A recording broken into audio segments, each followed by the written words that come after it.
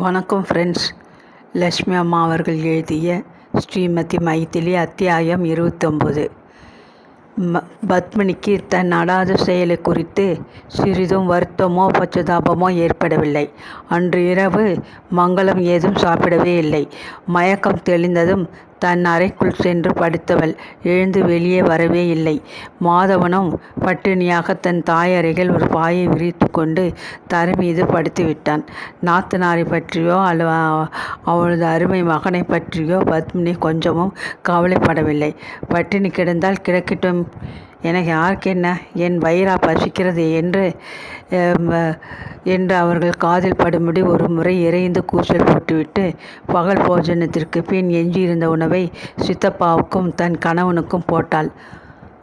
தானும் வயிறார சாப்பிட்டு முடித்ததும் வாய் நிறைய வெற்றிலையை குதப்பிக்கொண்டு தங்கள் படுக்கை அறைக்குள் சென்று கனமானதொரு கம்பளி போர்வையை இழுத்து போர்த்தி கொண்டு படுத்து கொண்டாள். சிகரெட் ஒன்றை பற்ற வைத்து கொண்டு ஸ்ரீகாந்தன் அறைக்கு வந்து கட்டிலின் ஓரத்தில் மெல்ல அமர்ந்து கொண்டான். தான் வருவதற்கு முன் வீட்டில் நடந்த கலவரத்தை அரைக்குறையாக சித்தப்பாவிடமிருந்து அவன் அறிந்து கொண்டிருந்தான். சிறு வயதிலிருந்து தன்னை எடுத்து வளர்த்து ஆளாக்கி விட்டிருந்த சகோதரியை தன் மனைவி நடத்திய முறை அவன் நெஞ்சை வெகுவாக உறுத்தி கொண்டிருந்தது. அக்காவும் அவள் மகனும் பட்டினியாக உறங்கிக் கொண்டிருக்கையில் தாங்கள் மட்டும் வயிறு நிறைய சாப்பிட்டு எழுந்தது அவன் மனதை மிக்க வேதனை செய்தது. ஆனால் பத்திரகாளி போல் ஒரே கோபாவஸ்திலிருந்து தன் அழகிய மனைவியிடம் அதை பற்றி பேச ஆரம்பிக்கவே அவனுக்கு கொஞ்சம் அச்சமாக இருந்தது. கொஞ்ச நேரம் மௌனமாக சிகரெட்டை புகைத்து கொண்டு உட்கார்ந்திருந்தான். பிறகு ஒரு வாரம் தன் உணர்ச்சிகளை சமாளித்து கொண்டு, பத்மினி, அக்கா ஏதும் சாப்பிடவில்லையே, அவள் பிடிவாதம் செய்தாலும் நீ ஒரு வார்த்தை மரியாதைக்காவது கூப்பிட்டு வந்து விடேன் என்று தயக்கமாக சொன்னான். அவ்வளவுதான். அடியுண்ட பெண் புலி போல் குபீரென்று எழுந்து உட்கார்ந்தாள் பத்மினி. கோபத்துடன் போர்வையை சுருட்டி அறையின் ஒரு மூலையில் வீசி எறிந்துவிட்டு, சிகரெட்டு என் மூஞ்சிக்கு எதிரியே ஏன் ஊதி தள்ளுகிறீர்கள்? இந்த புகை எனக்கு ஆகிறதில்லை என்று தெரியாதாக்கும் என்று சிரினாள். சாரி பத்மினி என்று தனிவாக பதிலளித்த ஸ்ரீகாந்தனின் முகம் சோம்பி போயிற்று. அழகிற்கும் அந்தஸ்திற்கும் பணத்திற்கும் மயங்கி மனம் புரிந்து கொண்டிருந்த அந்த பெண்ணிடம் கால கிராமத்தில் காணப்பட்ட பல்வேறு துர்க்குணங்களும் அவன் உள்ளத்திலே தளிர்விட்டு ஓங்கி வளர முயற்சி செய்து கொண்டிருந்த தாம்பத்திய அன்பிற்கு தடை போட்டு விட்டிருந்தன. தற்சமயம் தன் அழகிய மனைவியிடம் விருப்போ கொள்ள முடியாத ஒரு பயங்கரமான நிலையில் அவன் இருந்தான். ஆகவே அவன் அவளை எதிர்த்து வார்த்தையாட முடியாத ஒரு கோழை போல் இருந்தான். பத்மினி, உன்னைத்தான் சொல்லுகிறேன். எனக்காக தயவு செய்து நீ அக்காவிடம் போய் மன்னிப்பு கேட்டுக்கொள். அடிநாளில் அவள் எனக்கு செய்திருக்கும் உபகாரங்களை இந்த சமயம் மறந்துவிட்டால் நமக்கு மகா பாவம் வந்து சேரும் என்று இதமான குரலில் பணிவாக கூறிவிட்டு பாதி புகைந்து விட்டிருந்த சிகரெட்டை காலடியில் போட்டு நசுக்க அணித்தான். மன்னிப்பு வேண்டணும்னா நான் எதற்கு? அடிநாளில் எனக்கு உங்கள் அக்கா உபகாரம் ஏதும் செய்து விடவில்லை. அதனால் நன்றி பாராட்ட வேண்டியது என் கடமை அல்ல. உங்கள் குடும்பத்திலே வந்து வாழ்க்கைப்பட்டதற்கு நான் என்ன சுகத்தை கண்டேன்?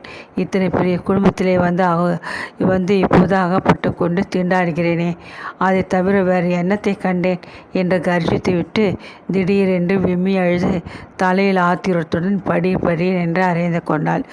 ஆக்ரோஷத்திலே கைகையை மிஞ்சிவிட்ட தன் அருமை மனைவியின் ஆர்ப்பாட்டத்தை கண்டு ஸ்ரீகாந்தன் பிரமித்து போனான். பத்மினி, ராத்திரி வேலை, அண்டை அயலார் காதில் பட்டால் நமக்கு தான் அவமானம். கொஞ்சம் மெதுவாக பேசேன் என்று கெஞ்சிக்கொண்டு அவளது கரங்களை பிடித்து கொண்டான். விடுக்கென அவன் கைகளை உதறிய பத்மினி ஆக்ரோஷத்துடன், அண்டை அயலார் காதில் நன்றாக படட்டும், எல்லோருக்கும் நம்ம வீட்டு சங்கதி தெரியட்டுமே. உங்கள் அக்கா துப்பு கெட்டவள், தன் சொத்தை எல்லாம் தொலைத்துவிட்டு நம் தலையில் பாரமாக வந்து கடைசி காலத்தை உட்கார்ந்திருக்கிறாள் என்கிற சங்கதி ஊராருக்கு தெரியட்டும். யாருக்கு அவமானம்? அவளுக்கு தானே அவமானம் என்று கிரீச்சிட்டு கத்தினால் பைத்தியம் பிடித்தவள் போல். பத்மினி, என் கண்ணல்லவா, என் பேச்சை கொஞ்சம் கேள். இப்படி இறைந்து பேசாதே. நம் வீட்டு விவகாரம் வெளியாருக்கு ஏன் தெரியணும்? பின்னால் எல்லோரும் நம்மை பார்த்து சிரிப்பார்கள். பத்மினி என்று கெஞ்சியபடி அவளது கரத்தை பற்றி தன் மார்புடன் அணைத்து கொண்டான் ஸ்ரீகாந்தன். எல்லோரும் சிரிக்கட்டும், நன்றாக சிரிக்கட்டும், எனக்கு அக்கறை இல்லை. இனி அவர்கள் நம்மை பார்த்து சிரிக்கதான் இங்கே என்ன கிடைக்கிறது? ஸ்ரீமை படிப்பு படித்த புத்தியை கொண்டு நீங்கள் எல்லோரும் சேர்ந்து எடுத்த அழகான படம் நம்மை சந்தி சிரிக்க வச்சுட்டதே என்று கூக்குரலிட்ட பத்மினி அதே மூச்சில், ஆனால் ஒன்று சொல்லிவிட்டேன், இத்தனை பெரிய குடும்ப பாரம் என்றால் தாழ முடியாது. அக்கா மேலே அக்கறை இருந்தால் அதுக்கு ஏதாவது ஏற்பாடு செய்யுங்க என்று அலறியபடி சொல்லி முடித்தாள். கூடத்து தரையில் சுவர் ஓரமாக படுத்திருந்த சித்தப்பாவின் காதுகளில் யானை வெடிப்போல் ஒவ்வொரு வார்த்தையும் வந்து கேட்கவே அவர் தூக்கம் கொள்ளாது இப்படியும் அப்படியும் புரண்டு படுத்தார். இத்தனை நாள் தன் கைப்பொம்மையாக ஆடிக்கொண்டிருந்த பத்மினியிடம் அவருக்கு சமீப காலத்தில் கொஞ்சம் பயம் ஏற்பட்டிருந்தது. தமக்கு தள்ளாத காலம் நெருங்கி கொண்டு வருவதை அவர் உடல் தளர்ச்சியிலிருந்து நன்றாக உணர்ந்து கொண்டிருந்தார். வயதும் ஆகிவிட்டது, உடம்பும் தளர்ந்து விட்டது. இந்த நிலையில் கிராமத்தில் போய் வாழ்வது சாத்தியப்படாதே என்று எண்ணிய அவர் தற்சமயம் பத்மினியை விரோதித்து கொள்ள சிறிதும் விரும்பவே இல்லை. சித்தப்பா முத்துசுவாமி எப்பொழுதுமே காரியவாதி. இனி எஞ்சிய காலத்திற்கு பத்மினியின் தயவுதான் அவருக்கு வேண்டியிருந்தது. அதனால் அவர் வாயை திறக்கவே இல்லை. எனினும் புருஷனுக்கும் மனைவிக்கும் இடையே எழுந்த பேச்சுவார்த்தை அந்த கிழவரை சற்று மனம் கலங்கத்தான் வைத்தது. கட்டின புருஷனையே அலட்சியமாக பேசும் இந்த பத்மினி தள்ளாத கிழவரான தன்னையும் அவமானப்படுத்தி அலட்சியமாக பேசக்கூடும் என்று எண்ணிய மாத்திரம் கிளியில் அவர் உடம்பு முழுவதும் தெப்பலாக வேர்த்துவிட்டது. என்ன காரியம் செய்தோம்? எவ்வளவோ சாமர்த்தியமாக இருந்தும் முடிவில் ஏமாந்து அந்த பாவி தண்டபாணி பேச்சை கேட்டு படுகுழியில் அல்லவா விழுந்து விட்டோம். பேசாமல் கொள்ளையடித்து சேர்த்த கைமுதலை எடுத்துக்கொண்டு ஊர் போய் சேர்ந்திருந்தால் வருங்காலத்தை பற்றி இந்த வீண் கவலை ஏற்பட்டிருக்காதே. கொண்ட புருஷனே துச்சமாக பேசும் இந்த பாவி பெண்ணிடம் மரியாதையையோ அன்பையோ ஆதரவையோ எதிர்பார்க்க முடியாதே. அட கடவுளே, தள்ளாத வயதிலே என்னை சோதித்து விட்டாயே என்று தமக்குள் எண்ணி அந்த கிழவர் புலம்பினார். யாருக்கும் எந்த துக்கத்திற்கும் கலங்காத அவரது கண்கள் தமது பயங்கரமான வருங்காலத்தை எண்ணிய மாத்திரம் கங்கையை போல் பிரவாகத்துடன் கண்ணீர் துளிகள் வருஷிக்க தொடங்கிவிட்டன. கணீர் என்று தன் காதுகளிலே ஒலித்த பத்மினியின் கடுமொழிகளை கேட்டு மாதவன் எழுந்துட்கார்ந்தான். துயரத்தின் உருவாகி நித்திரையின்றி புரண்டு கொண்டிருந்த மகளும் திடுகிட்டு எழுந்து, மாதவா, என்ன வேணும் என்று கேட்டான். அறையில் படிந்து நின்ற இருளில் மாதவன் முகத்திலே பொங்கி வழிந்த உணர்ச்சி அலைகளை அவள் காண முடியவில்லை. படுக்கை நின்று எழுந்த தாயின் கட்டில் அருகே வந்து மண்டியிட்டு உட்கார்ந்து கொண்டான் மாதவன். நலிந்த அவளது இரு கரங்களையும் தன் கையில் எடுத்துக்கொண்டு, அம்மா, நான் ஒன்று சொல்கிறேன், கேட்பீர்களா என்று தழுத்தழுத்த குரலில் மெல்ல வினவினான். பத்மினியின் சுடு சொற்களே மங்களமும் கேட்டுக்கொண்டுதான் இருந்தாள். எவ்வளோ மேன்மையாக வாழ்ந்த தனக்கு சில வருஷங்களில் ஏற்பட்ட சீர்குலைவை எண்ணி அவள் உள்ளம் விரும்பி புண்ணாகி விட்டிருந்தது. துக்கமும் அவமானமும் அவள் நெஞ்சை பிளந்து கொண்டிருந்தன. அவளால் சட்டுன்னு ஏதும் பேசவே முடியவில்லை. சொல்லுடா குழந்தை என்று குழறிவிட்டு தன் கரங்களை தூக்கி இருட்டில் அவனது முகத்தை வருடினாள். சுட சுட தன் கைகள் மீது நீர்த்துளிகள் விழுவதை உணர்ந்ததும் திடுக்கிட்டு, மாதவா, ஏண்டா கண்ணாழற என்ற துக்கம் நெஞ்சை அடைக்க வினவிவிட்டு மைந்தன் சட்டென தன் நெஞ்சோடு அணைத்து கொண்டாள். தாயின் கருத்தை கட்டி கொண்டு மாதவன் விம்மினான். அம்மா, எனக்கு மிகவும் அவமானமாக இருக்கிறது. இதைவிட நாம் இருவரும் செத்து விடலாம் போல் இருக்கிறது அம்மா, அம்மா என்று திணறினான். மங்களத்தின் கண்களில் கண்ணீர் ஆறாக வழிந்தோடியது. ஸ்ரீமான் திவாகரன் தமது அருமை மகனுக்கு எவ்வளவோ செல்வத்தை தேடி வைத்து விட்டு போயிருந்தார். தந்தையான அவர் தமது கடமையை ஒழுங்காக செய்துவிட்டுதான் போயிருந்தார். ஆனால் தாயான மங்களம் அவனது சின்னஞ்சிறு பிஞ்சு உள்ளம் வெக்கத்தில் வைத்து துடிக்க, அவனுக்கு வறுமையையும் அவமானத்தையும் அல்லவா ஆஸ்தியாக தேடி தந்து விட்டிருந்தால் அதை எண்ணிய மாத்திரம் அவள் மனம் அனலிலிட்ட புழுவாக துடியாய் துடித்தது. மாதவா, நான் மகாபாவி. அவருக்கு பதில் நான் போயிருந்தால் இந்த நிலை உனக்கு ஏற்பட்டிருக்காது. என் வயிற்றில் ஏன் பிறந்தாய் குழந்தாய்? ஐயோ, நீ எத்தனை செல்வமாக இருக்க வேண்டியவன்! உனது சிறுமியை பார்த்து கொண்டு நான் இன்னமும் உயிருடன் இருக்கிறேனே என்று துக்கத்திலே பேச முடியாது திணறிய மங்களம் பீறிக்கொண்டு எழுந்த அழுகையை சமாளிக்க புடவை தலைப்பால் வாயை இறுக மூடிக்கொண்டாள். அவளது இருதயத்தை இரண்டாக பிளந்து கொண்டிருந்த துக்கம் பெரும் பெரும் விமல்களாக அவளது உடலை குலுக்கி கொண்டிருந்தது. தன் கண்களில் வழிந்த கண்ணீரை விரைவாக துடைத்து கொண்டு மாதவன் தாயின் கண்ணீரை தன் கரங்களால் துடைத்து விட்டான். அம்மா, நான் சொல்கிறதை கேளுங்கள். நாம் இந்த வீட்டில் இனி இருப்பது நல்லதல்ல. காலை விடிந்ததும் நான் எங்கேயாவது ஒரு இடம் வாடகைக்கு பார்த்து வருகிறேன். நம் சாமான்களை எடுத்துக்கொண்டு போய்விடுவோம் நாம் என்றான் துணிவான மெல்லிய குரலில். நீ சின்ன குழந்தை, உனக்கு என்னடா தெரியும் என்று தாயார் பேசுமுன் இடைமறித்த மகன், என்னம்மா சின்ன குழந்தை? என் வகுப்பில் படிக்கும் என்னை இழுத்த ஒரு பையன் தையல் வேலை செய்து அவன் குடும்பத்தை காப்பாற்றுகிறான். சொத்து போச்சு, தமது செல்வம் போச்சு என்று நீங்கள் கவலைப்பட வேண்டாம். நான் இருக்கிறேன் உங்களை கஷ்டப்படாமல் பார்த்து கொள்ள. இன்னைக்கு பள்ளிக்கூடத்திலிருந்து வரும்போது ஒரு தெரு வழியே வந்தேன். வாடகைக்கு விடப்படும் என்ற ஒரு பலகை ஒரு சிறு வீட்டின் முன் பக்கம் தூங்கிக் கொண்டு இருந்தது. என் காதுகளில் எதேச்சையாக பட்டது. அதை போய் காலையில் விசாரித்து முடிவு செய்கிறேன். அது எப்படிப்பட்ட இடமாயிருந்தாலும் நாம் போய்விடுவோம். கவலைப்படாதீர்கள் அம்மா. நான் ஒரு காப்பி ஹோட்டலில் வேலை செய்தாவது உங்களை காப்பாற்றி விடுவேன். அழாதே அம்மா என்று ஆறுதலாக சொன்னான்.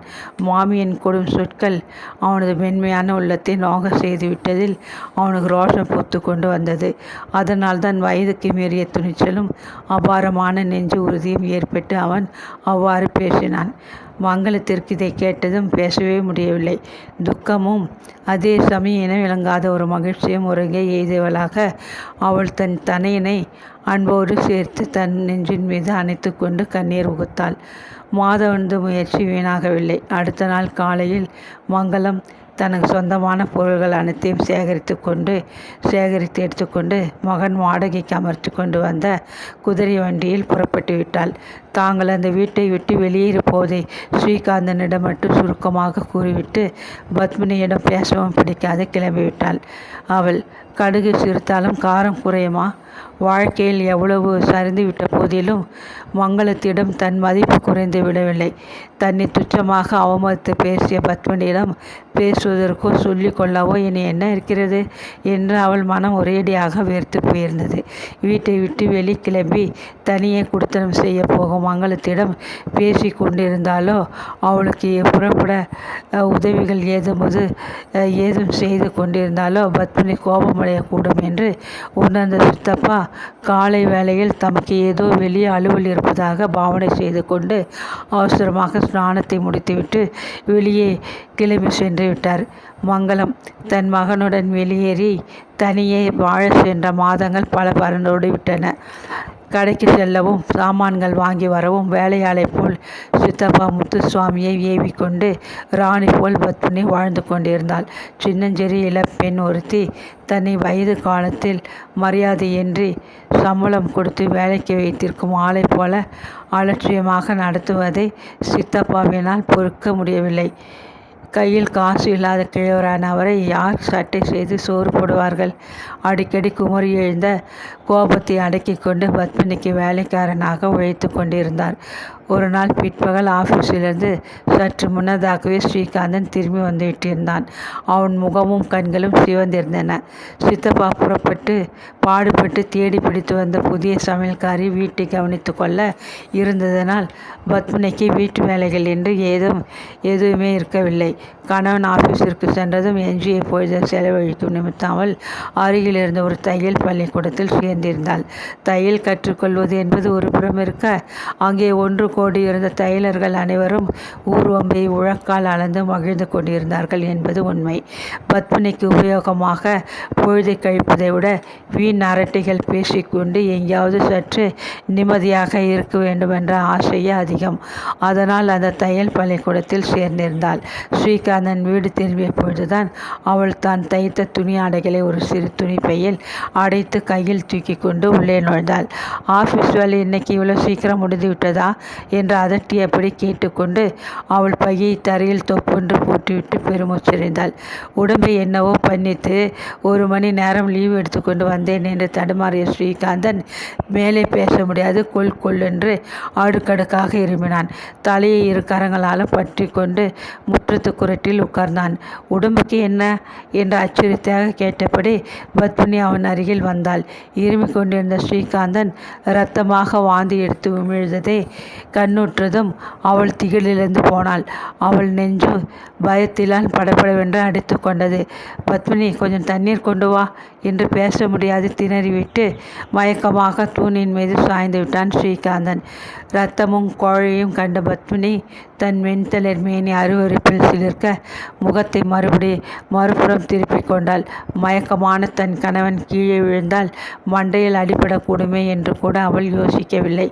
அந்நிலையில் கை கொடுத்து அவனை தாங்கிக் கொள்ளவும் அவளுக்கு அருவருப்பாக இருந்தது.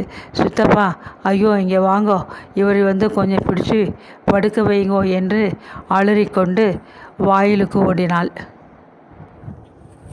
அத்தியாயம் 30. அஸ்தமிக்க கொஞ்ச நேரமே தான் இருந்த போதிலும் கூட இருளில் மூழ்கி கிடந்தது. சூடான பார்லி கஞ்சியை பாத்திரத்தில் நிரப்பிக்கொண்டு அங்கே வந்த சமையல்கார பாட்டியம்மாள் மின்சார விளக்கை பொருத்திவிட்டு பாத்திரத்தை பத்திரமாக அருகில் இருந்த முக்காலியின் மீது வைத்தாள்.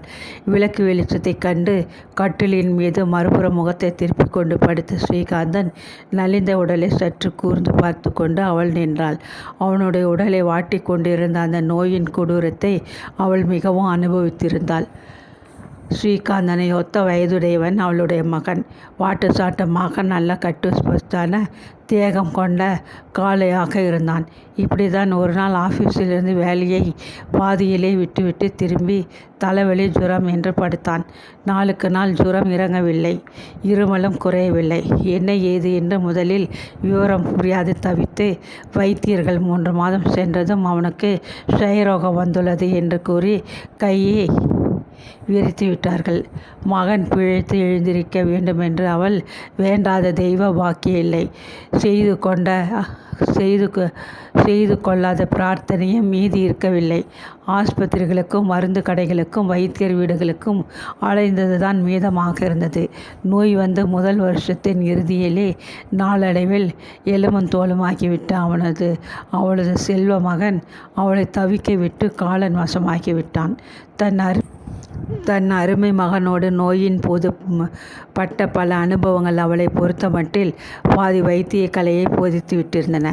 ஆகவே அந்த அம்மாள் ஸ்ரீகாந்தனின் நலிந்த உடலை சந்தேகத்துடன் உற்று பார்த்துவிட்டு தனக்குள் பெருமூச்செறிந்து கொண்டாள். ஸ்ரீகாந்தன் இரத்தமாக வாந்தி எடுத்த பின்னர் நோயாக படுத்து 2 மாத காலத்திற்கு மேலாகிவிட்டது. வைத்திய சிகிச்சைகளினால் உடம்பு படிப்படியாக தேறுவதற்கு பதில் நாளடைவில் நலிந்து தேய்ந்து கொண்டு வந்தது. புகைந்து கொண்டு புறப்பட்ட இருமல் வாய் ஓயாத சங்கிலி தொடர் இருமல்களாக பரிணமித்து விட்டிருந்தது. மண்ணில் பிடுங்கி எடுத்த வள்ளிக்கிழங்கு போல் செழுமையாக இருந்த அவனது உடல் இழைத்து பாதியாகி விட்டிருந்தது. இந்த நிலையில் அவன் உடல் தேறி மீண்டும் மனிதனாவதற்கு நல்ல அறிகுறிகள் ஏதும் காணப்படவில்லை. எனவே புத்திர சோகத்தில் ஊறி போயிருந்த அவளது தாய்மை அன்பு நிறைந்த இதயம் அந்த துர்ப்பாகிய இளைஞன் பொருட்டு மிக்க அனுதாபப்பட்டது உண்மையே. மேலும் இன்னொரு விதத்திலும் அந்த மூதாட்டிற்கு ஸ்ரீகாந்தனின் நிலை மீது மிக்க பரிதாபம் ஏற்பட்டிருந்தது. காலேஜ் படிப்போ பவுடர் பூச்சோ அறியாத பட்டிக்காட்டில் பிறந்து பட்டிக்காட்டில் வாழ்க்கைப்பட்டு இறுதி காலத்திற்கு பிழைக்கும் நிமித்தம் பட்டணம் வந்து சேர்ந்திருந்தவள் அந்த அம்மாள். அவளுக்கு பத்மினியின் போக்கு மிகவும் அதிசயமாக இருந்ததில் புதுமை இல்லை. பத்மினி தன் கணவனுக்கு வந்துள்ள நோயின் கொடுமையை பற்றியோ அவன் படும் அவதியை பற்றியோ சிறிதும் கவலைப்பட்டவளாகவே தோன்றவில்லை. வேலைக்கு சமையல்கார பாட்டி செய்து போட்ட உணவை நன்றாக சாப்பிட்டுவிட்டு சதா கடை தெருவிற்கும் சிநேகிதிகள் வீட்டிற்கும் தையல் வகுப்பிற்குமாக போய் வந்து கொண்டிருந்தாள். நோயாக படுத்திருந்த கணவன் அருகே கூட போக அவள் அஞ்சினாள். மருந்துகளை வேலைக்கு எடுத்து கொடுத்தோ ஆகாரத்தை அளித்தோ அவனுக்கு உபசரணைகள் செய்யாவிடனும் வாயால் கூட அனுதாபத்திற்கு ஒரு இன்சொல் அவளிடமிருந்து எழவே இல்லை. உங்களுக்கு உடம்புக்கு என்ன செய்கிறது தலைவலிக்கிறதா என வாய் வருத்தியாக கூட கேட்டு ஆறுதல் கூறாது இடித்து வைத்த புலி போல் வீட்டுக்கு வந்ததும் முகவாய்க்கட்டையில் கையை வைத்து கொண்டு துன்பக்கலை வழிந்த முகத்துடன் பத்மினி முற்றத்து குரட்டில் உட்கார்ந்து பொழுதை கழிப்பதை காண அந்த அம்மாளுக்கு மிகவும் ஆச்சரியமாக தான் இருந்தது. சமையல்காரியாக தொழில் செய்த அனுபவத்தில் அவள் எத்தனையோ விதமான வீட்டு எஜமானிகளை கண்டிருந்தாள். ஆனாலும் புருஷனிடம் பாசமோ பரிவோ அனுதாபமோ இரக்கமோ இல்லாத மரக்கட்டை மனம் படைத்த பெண்ணை கண்டதே இல்லை. ஆகவே அவள் தனக்குள் அடிக்கடி இப்படியும் ஒரு பெண் இருப்பாளோ என்று சொல்லி சொல்லி வியந்து கொண்டிருக்கிறாள். நோயாளியாக உடலை வருத்தும் வியாதியுடன் போராடி கொண்டு உயிருக்கு மன்றாடி கொண்டிருந்த ஸ்ரீகாந்தன் பால் அவன் மனைவி காட்டிய பாராமுகம் அந்த மனைவியின் பண்பு நிறைந்த உள்ளத்தை வேதனை செய்தது. அதனால் அவன் மீது இரட்டிப்பு மடங்கு இரக்கம் ஏற்பட ஏதுவாயிற்று. தடதடவென்று வாயிலில் வேகமாக சென்ற ஒரு மோட்டார் வண்டியின் ஓசை கேட்டு நித்திரை நின்று திடுக்கிட்டு வீழ்ந்தெழுந்த உட்கார்ந்து கொண்டான் ஸ்ரீகாந்தன். நெற்றியிலும் மார்பின் மீதும் துளைத்து வழிந்த வேர்வையை அருகில் கிடந்த துண்டினால் துடைத்து கொண்டு சுற்றுமுற்றும் கலக்கத்துடன் பார்த்தான். அவனது கண்களில் மிதந்த கேள்வியை புரிந்து கொண்டவள் போல் சமையல்கார பாட்டி அம்மா இன்னும் வெளியிலிருந்து வரவில்லை. கஞ்சி சாப்பிடும் நேரம் கூட தாண்டிவிட்டது. தானே எழுந்திருப்பீர்கள் என்று இத்தனை நேரம் காத்திருந்தேன். முக்காலி மேல் கஞ்சி வைத்திருக்கிறேன் என்று கூறிவிட்டு மரியாதையுடன் புடவை தலைப்பை இழுத்து விட்டு கொண்டு தாழ்வாரத்த தூண் அருகே சென்று மறைந்து நின்றாள். வயதில் தன் மகனை ஒத்தவன் என்ற போதிலும் மானத்திற்கு அஞ்சி மரியாதையாக வாழ்ந்து வந்தாள். ஆதலினால் அந்த அம்மாளுக்கு அந்நிய புருஷனான அவனிடம் தாராளமாக நின்று வார்த்தையாட உள்ளம் கூசிற்று. கூடத்து சோறிலிருந்து கடிகாரத்தை ஸ்ரீகாந்தன் உற்று பார்த்தான். மாலை 6:30 மணியாகி சில நிமிஷங்கள் சென்று விட்டிருந்தன. பகல் 12 மணிக்கு வெளியே சென்றவள் பத்மினி இன்னமும் அவள் வீடு திரும்பவில்லை என்பதை கண்டதும் அதுவரை அடக்கி வைத்திருந்த அவனது பொறுமை எல்லைக்கோட்டை தாண்டி கொண்டு கோபமாக பொங்கி எழுந்தது. இன்னும் வரவில்லையா என்று சினம் பொங்கிய குரலில் கேட்டுவிட்டு வெறுப்பாக முகத்தை திருப்பிக் கொண்டான். நோயாளியான புருஷனை கவனிக்காது ஊர் சுற்றி திரிந்து கொண்டிருந்த பத்மினியின் மீது சமையல்கார அம்மாளுக்கு கோபம் பற்றி கொண்டுதான் வந்தது. ஆனால் அவள் வீட்டில் வேலை செய்பவள். எஜமானியை பற்றி குறை சொல்ல அவளுக்கு என்ன உரிமை? வந்து விடுவார் என்று கூறிவிட்டு பூனை போல் சத்தமிடாது சமையலறைக்குள் சென்று மறைந்து விட்டாள். அது சமயம் சித்தப்பா மூச்சு திணற கறிக்காய் கூடையையும் மூட்டையையும் தூக்கி கொண்டு வெளியிலிருந்து ஒரு ரிக்ஷாவில் வந்து இறங்கினார். வீட்டு சமையலுக்கு காய்கறிகள் வாங்கி வரவும் ஸ்ரீகாந்தனுக்கு வேண்டிய மருந்துகள் வாங்கி வரவும் என்று தான் வெளியே போகும் முன் ஒரு 5 ரூபாய் நோட்டை கொடுத்துவிட்டு பத்மினி சென்றிருந்தாள். அவள் குறிப்பிட்டிருந்த சாமான்களை வாங்கி வர சித்தப்பா கடைத்தேர முழுவதையுமே கொளுத்தும் வெயிலில் சுற்றி அலைய வேண்டி வந்துவிட்டது. 4 தேங்காய்கள் 2 வீசை உருளைக்கிழங்கு என்று பல வஸ்துக்கள் நிறைந்த கூடையின் கனம் அழுத்த மூச்சு திணற பஸ்ஸில் இருந்து அவர் இறங்கினார். ஒரு பர்லாங்கு தூரத்தில் இருந்து தங்கள் வீட்டிற்கு அந்த சுமையுடன் அவர் நடந்து செல்ல முடியாது போல் இருந்தது. வர வர அவருக்கும் வயது ஆகி கொண்டு வந்தது. அதனால் தள்ளாமை அதிகரித்து கொண்டிருந்தது. மேலும் 1 வருஷ காலமாக அவரை அரித்து கொண்டு வந்த வயிற்று வலி வேறு. அவர் உடலில் எஞ்சி நின்ற சக்தியையும் அட்டை போல் உறிஞ்சு கொண்டு வந்ததனால் அவரால் முன்போல் நீண்ட அடி போட்டு நடக்க முடியவில்லை. பத்மினிக்கு சித்தப்பாவிடம் மரியாதையோ இரக்கமோ ஒரு வயதை குறித்து அனுதாபமோ சிறிதும் இருக்கவே இல்லை. தண்டமாக சாப்பிட்டு கொண்டு தங்கள் வீட்டில் வசிக்க அவரை அனுமதிப்பதா என்ற நினைப்பில் அவள் வீட்டு வேலைக்காரனை போல் நொடிக்கு 100 தடவைகள் கடைகளுக்கு போகவும் சாமான்கள் வாங்கி வரவும் ஏவி கொண்டிருந்தாள். பட்பசை வாங்கி வர ஒரு மூச்சு நடந்து சென்று வந்ததும் அவரது சிரமத்தை பாராது இரக்கமின்றி போய் கொஞ்சம் கடுகு வாங்கி வாருங்கள் சமையலுக்கு என்று ஒவ்வொரு காரியமாக நினைத்து ஏவிய வண்ணம் இருந்தாள்.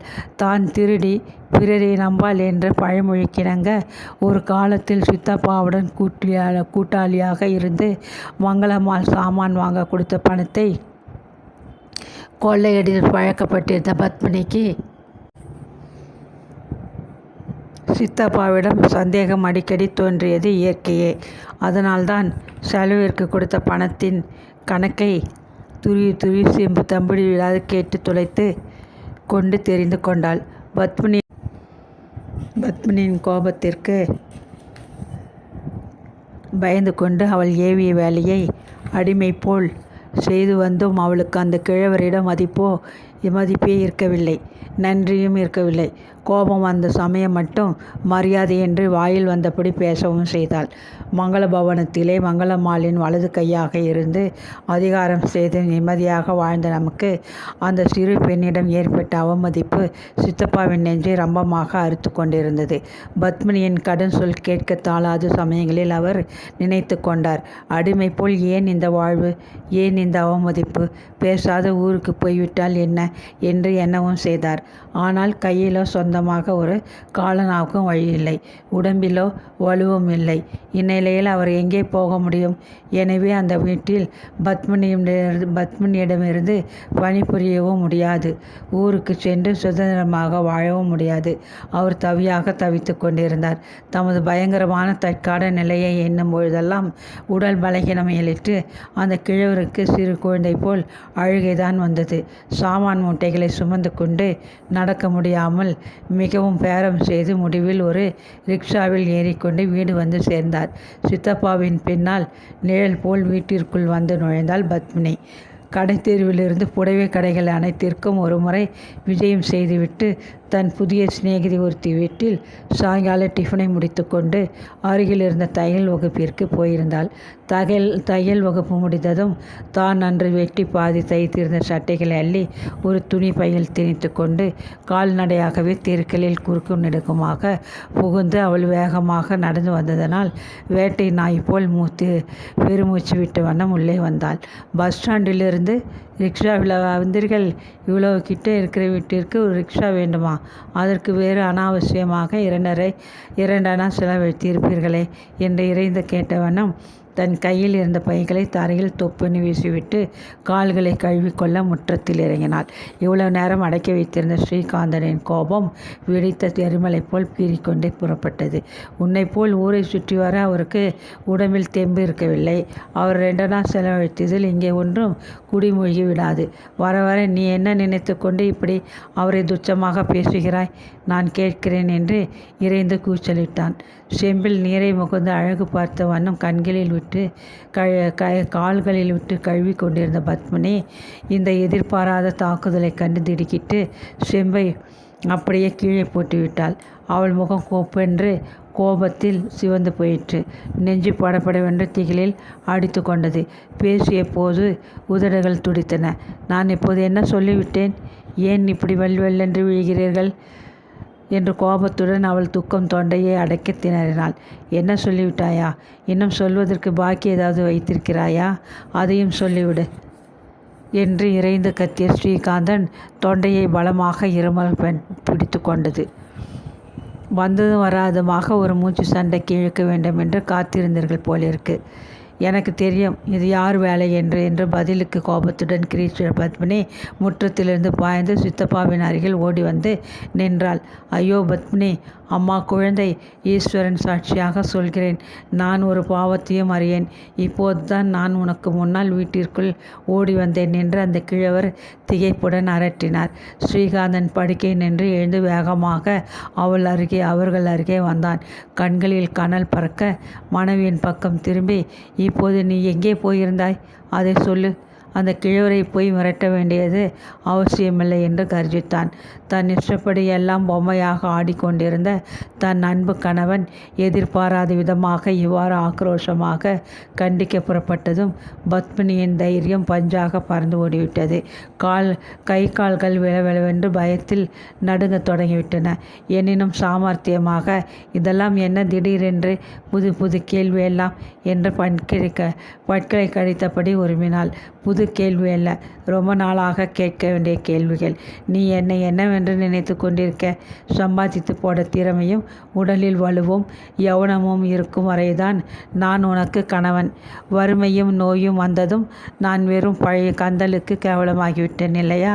கட்டின புருஷன் சாக கிடக்கிறானே என்ற அச்சமோ பயமோ இருந்தால் இப்படி ஊரை சுற்றி திருவாயா என்ற ஆத்திரத்துடன் கேட்டுக்கொண்டு அருகில் நெருங்கினான்.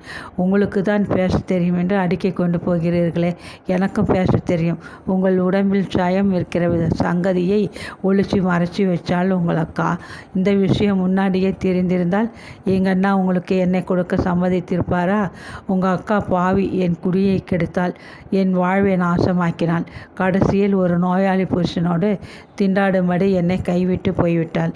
அவள் நன்றாகவே இருக்க மாட்டாள், சதிகாரி என்று படபடவென்று ஆத்திரத்தில் பொரிந்து கொட்டிய பத்மினி இன்னும் ஏதேதோ பேசும் முன் ஸ்ரீகாந்தன் ஓங்கிய கரம் அவளது வலது கன்னத்தில் வடியென்று ஓசையுடன் வந்து விழுந்தது. ஐயோ அம்மா என்று வீடே இரண்டு படும்படி அலறிய பத்மினி தன் கன்னத்தை கரங்களால் தாங்கி கொண்டு கோவென்று கதறத் தொடங்கிவிட்டாள். என் அக்காவை பற்றி இன்னும் ஒரு வார்த்தை பேசினால் தெரியுமா? நீலி, அழுடி, அழுது அழுது என் வாழ்வை நாசமாக்கிவிட்ட பாதகி, உன்னை கைப்பிடித்த அன்றே என்னை சனீஸ்வரன் பிடித்து கொண்டு விட்டான் என்று கோபத்துடன் கர்ஜித்த ஸ்ரீகாந்தன் தன்னுள் எழுந்த மிருக வெறியை அடக்க முடியாதவனாக அவளது கழுத்தை பற்றி மட்டுத்தனமாக குலுக்குலுற்றான். ஐயோ ஐயோ, கொலை கொலை என்று பத்மினி போட்ட கூச்சலும் செத்துவிடு, என்னை பிடித்த பீடை விடும் என்று வீடு இரண்டு பட ஸ்ரீகாந்தன் போட்ட இறைச்சலும் கேட்டு சமையல்கார பாட்டி நடுநடுங்கி போய் கூடத்திற்கு ஓடி வந்தாள். இதென்ன ஸ்ரீகாந்தா, விடு, விட்டு தொலை, நன்றாக இல்லை என்று பதறியபடி சித்தப்பா குறுக்கே புகுந்து தம்பதிகளை பிரிக்க முயன்றார். தெருவில் போய்க் கொண்டிருந்தவர்களும் அக்கம் பக்கத்தவர்களும் இந்த இறைச்சலை கேட்டு வாயிலில் வந்து கும்பலாக நின்று வேடிக்கை பார்ப்பதை கண்டதும் ஸ்ரீகாந்தன் தன் பிடியை தளர்த்திவிட்டு அப்பால் சென்றான். பத்மினி மட்டும் சிறு குழந்தை போல் விக்கி விக்கி அழுத வண்ணம் நின்று கொண்டிருந்தாள். இனி அழுவதற்கு உனக்கு ஏதுமில்லை. விரைவில் உனக்கு இந்த பயங்கர வாழ்விலிருந்து விடுதலை கிடைத்துவிடும். இப்போதை விட 3 மடங்கு சுதந்திரத்துடன் நீ சுகமாக இருக்கலாம். உனக்கு தெரியுமா, எனது சுவாச பைகள் இரண்டையும் ஷயம் அறுத்து விட்டிருக்கிறது. விரைவில் நான் இறந்து விடுவேனாம் என்று கூறிவிட்டு வெறுப்பாக சிரித்தான் ஸ்ரீகாந்தன். ஸ்ரீகாந்தா, இப்படியெல்லாம் பேசாதே அப்பா, அவள் சிறு குழந்தை, உலக அனுபவம் இல்லாதவள் என்று சித்தப்பா தனிவான குரலில் சொன்னார். எனது மரணத்திற்கு பிறகு அனுபவம் அவளுக்கு அதிகம் ஏற்பட போகிறது, அதனால்தான் எச்சரித்தேன் என்று சிரித்தான் ஸ்ரீகாந்தன் வறட்சியாக. கண்ணீரை துடைத்து கொண்டு கணவனை குரோதமாக பார்த்தாள் பத்மினி. கண்டபடியெல்லாம் பேசுவது அனாவசியம். நான் எங்கள் அண்ணா வீட்டிற்கு இப்பொழுதே போய்விடுகிறேன் என்று கூறிவிட்டு மலமளவென்று கண்ணீர் உகுத்தாள். போ, இப்போ புறவிட்டு போய்விடு. இனி இந்த வீட்டில் உனக்கு இடமில்லை. இத்துடன் நீ என் மனைவியும் அல்ல. நான் இறந்துவிட்டால் நீ என் பிணத்தை வந்து பார்க்கவும் தேவையில்லை, தெரிந்து கொள் என்று கூச்சலிட்ட ஸ்ரீகாந்தன் தொண்டையை பலத்து இருமல் பிடித்து கொண்டது. கொல் கொல் என்று விடாது இருமியபடி முற்றத்து ஓரத்தில் போய் உட்கார்ந்து கொண்டான். கோழையுடன் பச்சை இரத்தமும் வாயிலிருந்து கொட்டவே அவன் அப்படியே மயக்கமாகி விழுந்து விட்டான்.